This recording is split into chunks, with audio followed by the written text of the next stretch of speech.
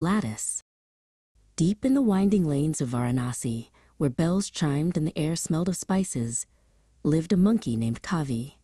Kavi was known for two things: his fluffy, swishy tail and his unending love for sweets, especially big, round, sugary laddus.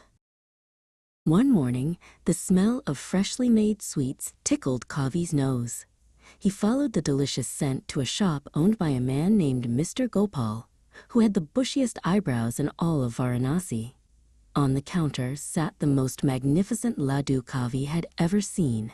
It was golden, sparkly, and as big as Kavi's head.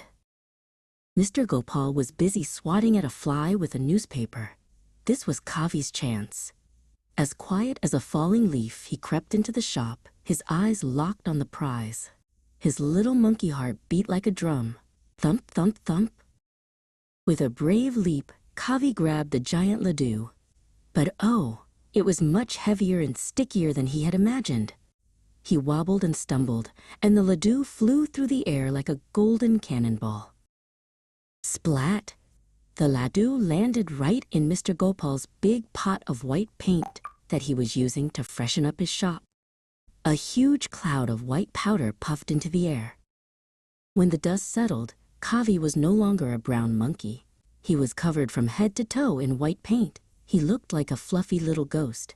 Mr. Gopal stared, his bushy eyebrows shooting up to his hairline in surprise. Before Mr. Gopal could say a word, Kavi zipped out of the shop. He scampered through the market, a little white blur. People stopped and pointed. "Look! A ghost monkey!" a little girl shouted, giggling. Kavi finally scrambled up to the rooftops to hide, panting. He looked at his white paws and started to laugh. He hadn't gotten his laddu, but he had certainly caused a stir.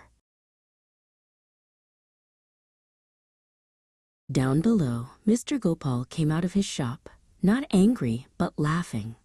The sight of the little ghost monkey had been the funniest thing he'd seen all year. He placed a small, perfectly sized laddu on his doorstep.